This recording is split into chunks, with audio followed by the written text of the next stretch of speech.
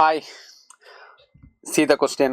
The total length of potentiometer wire AB is 50 centimeter.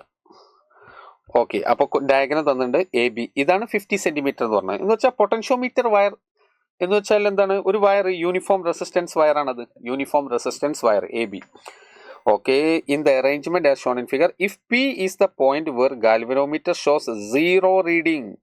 Okay, null deflection ആണ്, zero reading. അപ്പോൾ ഈ P എന്ന പോയിന്റിൽ galvanometer shows zero reading, no deflection.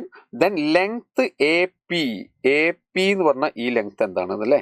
Okay, yes, A P എന്താണെന്ന് കണ്ടെത്തുക. അപ്പോൾ നമുക്ക് ഈസി ആയിട്ട് ചെയ്തുകൂടെ? കാരണം ഇത് റെസിസ്റ്റൻസ് വയർ ആണ്. അപ്പോൾ ഇത് ബാലൻസ്ഡ് വീറ്റ്സ്റ്റോൺ ബ്രിഡ്ജ് അല്ലത്. അപ്പോൾ 6/4 ഈക്വൽ ടു എ പിയുടെ റെസിസ്റ്റൻസ് ഡിവൈഡഡ് ബൈ പി ബിയുടെ resistance. Okay, therefore what I can write, 6 divided by 4 equal to AP യുടെ ലെങ്ത് L, അപ്പോൾ L into small R resistance per unit length divided by, അപ്പോൾ P ബിൻ്റെ length എത്രയാണ്? 50 minus L into R. Obviously R cut ചെയ്ത് പോകും, നിങ്ങൾക്കറിയാതെ. therefore I can write 3/2 equal to L divided by 50 minus L. Yes, cross multiply ചെയ്തോളൂ. 150 minus 3L equal to 2L.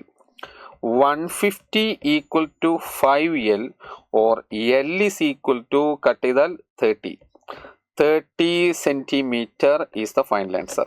Option 2 is correct. Option 2 is the right answer.